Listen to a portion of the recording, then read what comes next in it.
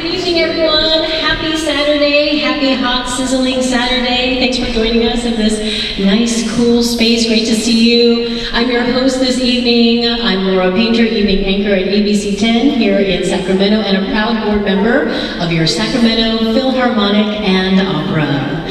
And this is our special capstone grand finale of our milestone 10-year anniversary season. And we have come a long way thanks to all of your generous support. So a huge thank you and a round of applause to yourselves. Thank you so much. It's been a wonderful, wonderful season.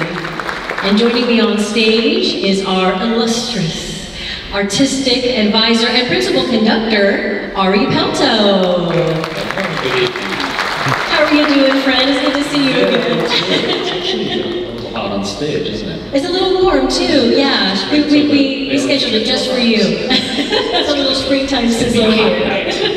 This is a great, great evening. We have my personal favorites, Mahler and Mozart tonight.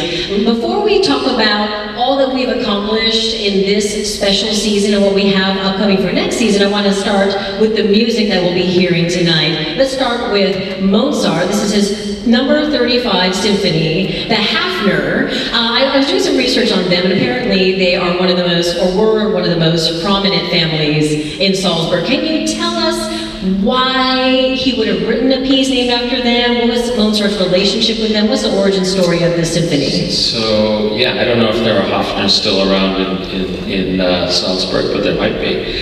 But at the time, they were one of the wealthy families, and several years before this symphony was written, he had already written a piece for the elder Haffner, old Mr. Haffner, which was called the Haffner Serenade, and it was commemorating his ascension to some position in town as Bürgermeister or something like that.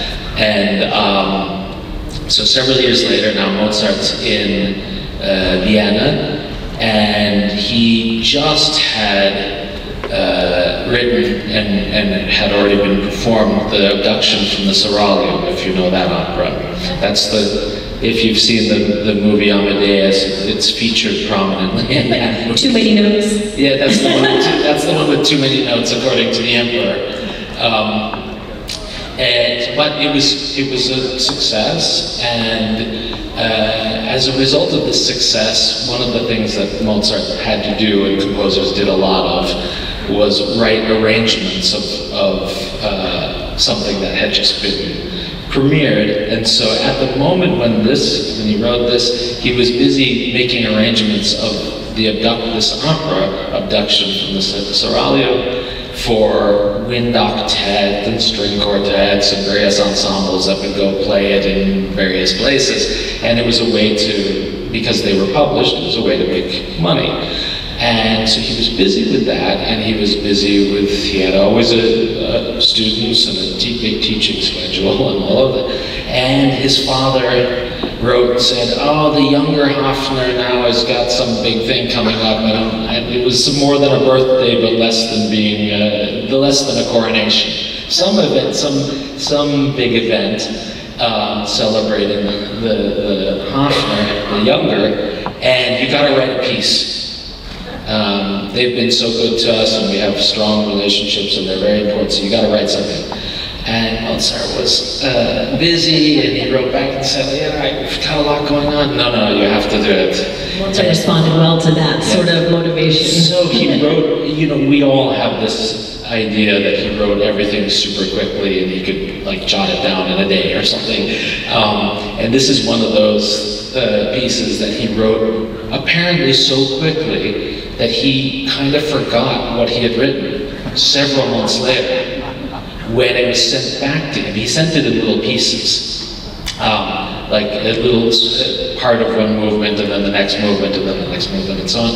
And he was busy doing his other stuff, and he sent it off, and it was performed. And when the whole piece was sent back to him, several months later, he was like, I don't remember writing this, but it's very good. And in fact, I think it is a piece first of all, widely considered one of his great masterpieces, and you'll hear it tonight. It is one of his great masterpieces. It's an incredible symphony, and stunning to think that he barely remembered writing it. But it is, it's informed in a sense. If you happen to know the opera, there are bits and pieces, little things that you can hear in the opera, particularly the last movement, fourth movement of this, sounds very much like the bass aria, Wie will ich triumphieren, that Osmin, the kind of villain character, sings in the abduction from the Seraglio. And Mozart specifically, so that aria by the bad guy Osmin is Wie will ich triumphieren, how I'm gonna get revenge on these two guys, Pedrillo and Belmonte, and I'm going to see them hanging from the gallows, and he's kind of bloodthirsty. And the last move of this is a kind of well, first of all, it starts very piano. It's not a loud thing at the beginning, but it's almost the same melody. And Mozart wrote somewhere, maybe in the same letter to his father, or maybe another one to somebody else, saying, "Oh, it's a movement that has a lot of fire to it." So it's very much informed by this feeling he had from writing the abduction from the Seraglio. I find that very, very interesting, and it speaks to how prolific he was, that he had written something so beautiful and then simply forgotten that he had done it. Yeah, well, that sounds like me. Exactly. Okay, you know. He had probably written 17 more things in the intervening, 3 months that were also masterpieces, right? And in my opinion, I kind of, when I was listening to it on route this past week, the first movement to me sounds, just in my opinion, very Beethoven-esque, and we know that Beethoven was a student of Mozart at one point, and I wanted to get your opinion on how do you think Mozart has influenced Beethoven and other musicians down the line? How prolific was his influence in the classical form and other genres that came after? Well, it's interesting you asked that, because I was thinking about, I was sure you were going to ask, why put Mozart and Mahler on the same program? You read my mind. Yeah, what's the thing? What is that about? Well, for me, first of all, everybody was influenced in some way by Mozart. There was no getting away from it. Just like if any of you were here in January when we did the Brahms violin concerto and Beethoven 7, talked about the fact that Brahms lived under the shadow of Beethoven as the great German symphony writer. But Beethoven was owed a great deal of his understanding of structure and so on from Mozart, whose basic sense of the most primal, important elements of music in the simplest form, he was the greatest master of that. And so one of the things that I think is kind of fun about this concert is that the Mozart is a little thing compared to Mahler. Mahler's an hour long, and the Mozart is 20 minutes.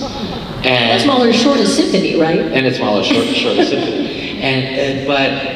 But in these 20 minutes is an enormous amount of expression and what the world can experience in simple, gorgeous expression.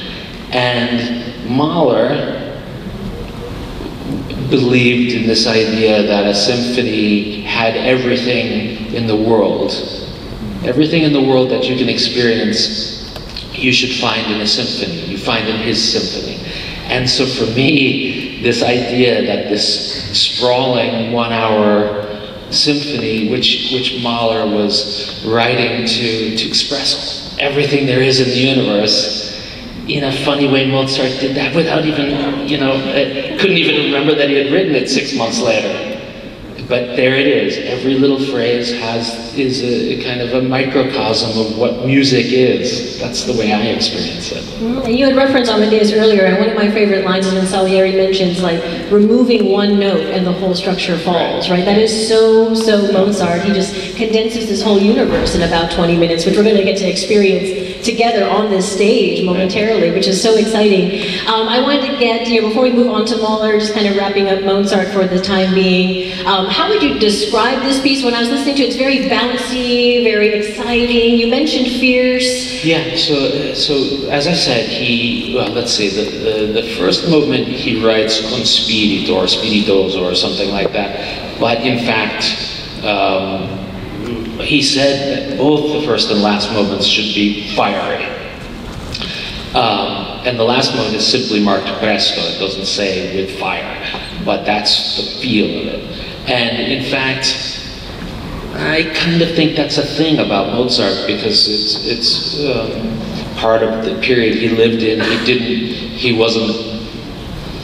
It wasn't normal to give kind of overly descriptive titles to his movements. So he wrote presto, whereas a later composer might write something like with fire, con fuoco, or very dramatic, or whatever. And I think that's also something you can experience with this, which is that within this, let's say, rule-bound writing of Mozart, very structured and very classical, obviously, is all of this expression which breaks through this very simple, clear structure. Well, thank you for that beautiful description. We can't wait to hear that all come together live here on this stage in a few moments. Moving on to Mahler, he is one of my favorites, not only because we share the same last name. Mahler is German for painter. That's my maiden name, from my great-grandmother who came over from Germany a long time ago. It got translated to English. But Mahler's very interesting, and I would say he's very cinematic before there was cinema. Right? We've adapted a lot of those sort of romantic, poetic themes. Tell us about this first symphony, and what does a first symphony necessarily mean for a composer? What are they learning and growing and developing in their first symphony? Well, so one of the things I talked about with the orchestra is the fact that Mahler was one of the great conductors of the world, and he was one of the great conductors of his time, in some ways the most important conductor. And he wrote this piece when he was the second conductor at the theater in Dresden. Dresden or Leipzig? One of the two. Leipzig, maybe. I'll take your word for it. And he was busy conducting, night after night of opera. There was the first conductor, Arthur Nikisch, was a famous conductor, conducted this, he conducted that, and in his spare time he's starting to write this first symphony. But what I was telling the orchestra is it's very clear from my perspective that this is written by a conductor, somebody who was really intent on getting exactly what he wanted to hear from the orchestra. And so unlike, as I was saying with Mozart, he wasn't, at that time you didn't write lots of little tiny things in the score. You didn't say, play this note more espressivo, play this more note a little louder, little tiny little details. It's all in the sort of the execution of it through the ensemble. But Mahler didn't trust that. He wanted everybody to know exactly what was meant to be expressed note by note by note by a gesture, and so it's a score. If you can't, because my score won't come out until intermission, so you can't come and precious cargo. Sneak up. It's under lock and key. It's under lock and key right now. But if you were to come up and look at it, you'd see that it's got incredible amount of information.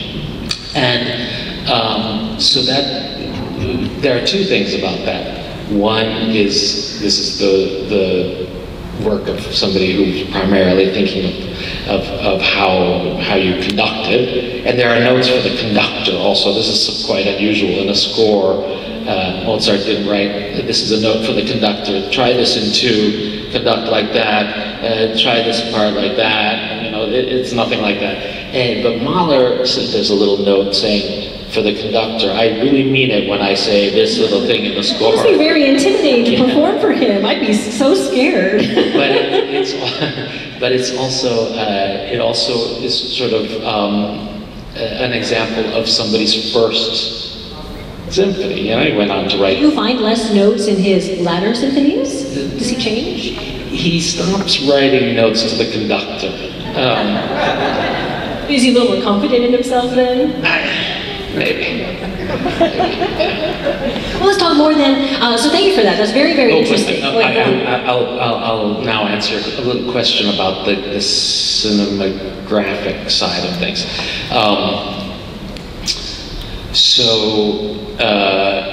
Initially, when this piece was premiered, he had a program, very little bit of a program.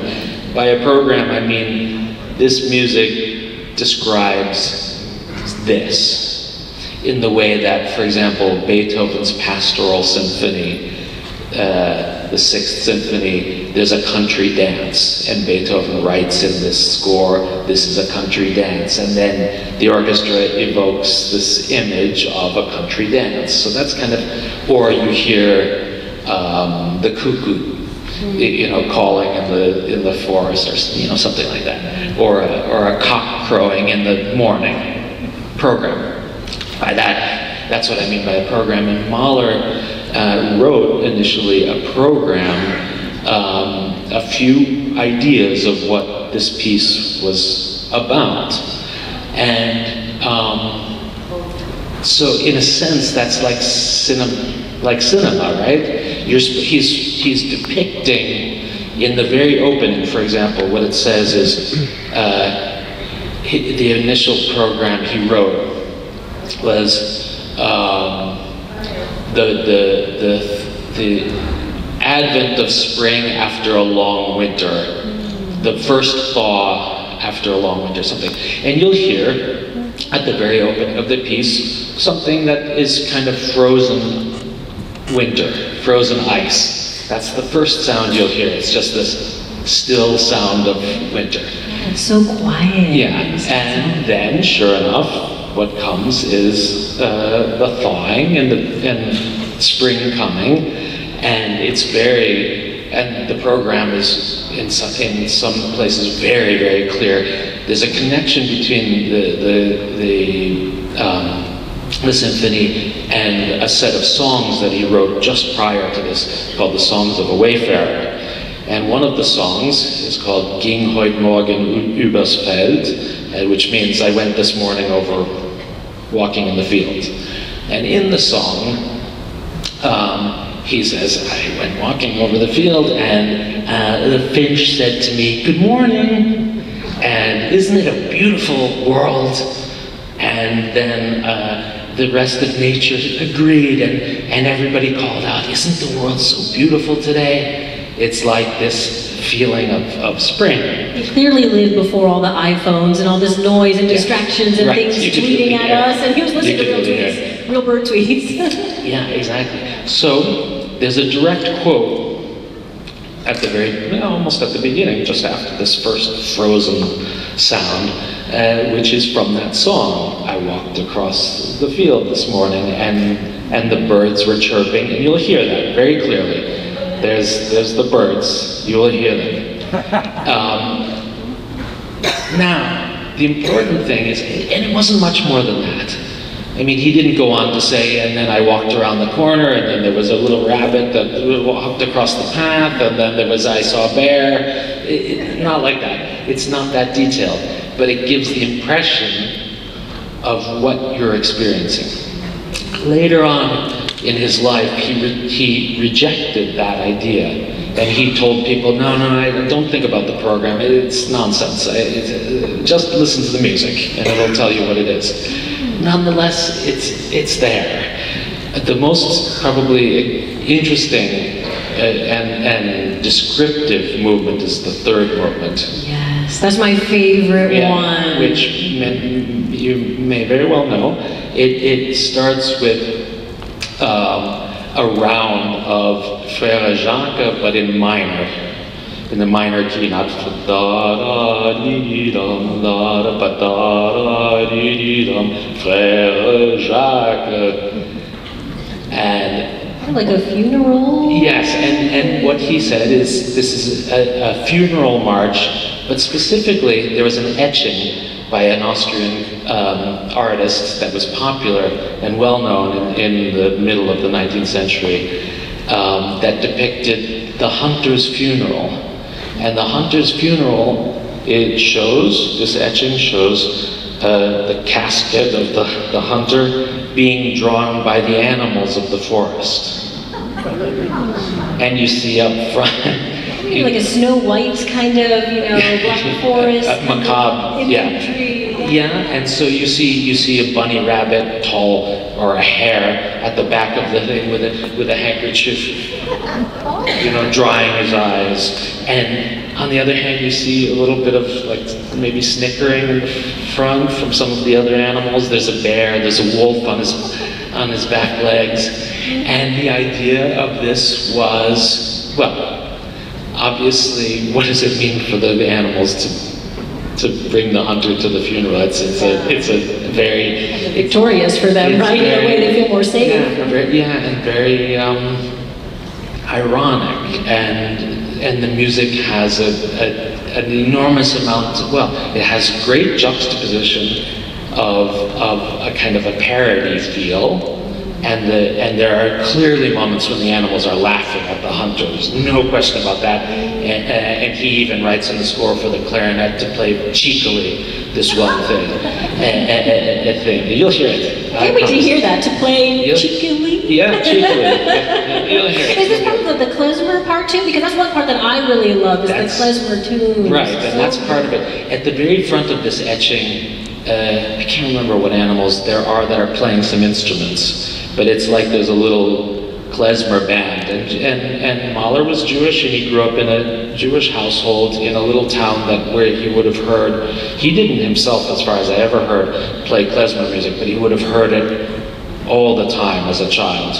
And it's very clear that in this movement, there's a klezmer band that maybe is playing for the hunter's funeral. Maybe it's just something that's happening somewhere else. Like I said, I think I would be doing Mahler a disservice if I said this is exactly what it is at this moment, because he obviously decided he did not want you to think of it that way, but he wants you to experience it through some of these descriptive ideas. And anybody here who knows klezmer music, you won't miss it. You won't miss the cheeky thing, and you won't miss the klezmer. Oh, I love that. Thank you so much. We're so excited for this evening. In our last 30 seconds here, the music doesn't end with tonight. We are getting ramped up for our next season. Just quickly, what are your thoughts on what we've accomplished so far with this 10th anniversary season, and what do we have to look forward to in just a few months in the fall? I don't know if all you guys were, if some of you were here at the beginning of the year. I can hardly remember it because so much has happened. I think we had Awadaj and Pratt played the Montgomery Concerto, and we did the Tchaikovsky 4, and then we had that wonderful concert in January with Augustin Hartlich playing the Brahms Concerto, and Cavalleria Rusticana. I don't know if you guys had a chance to see that. It's been a tremendous year. And I'm so glad you were a part of it. Huge part of it, thank you. And we have a great season next year. You can read all about it, I'm sure, but it starts, we have a big concert at the very beginning with the great pianist Jeremy Denk playing Beethoven's 4th Piano Concerto, and then we have a very exciting concert show, let's say, in November of Bluebeard's Castle by Bartók, which is a spooky, wonderful, amazing fairy tale, dark, psychological piece. Then much more later on in the season, but you can read about it. Yes, we have a lot cooking up, and you'll be a busy man. So we welcome you back again, and we can't wait for the next season and for tonight. Let's not forget about what's going to be happening tonight. No, so a big round of applause for Ari Pelto. wonderful. Again, I'm your host, Lora Painter. Enjoy the show.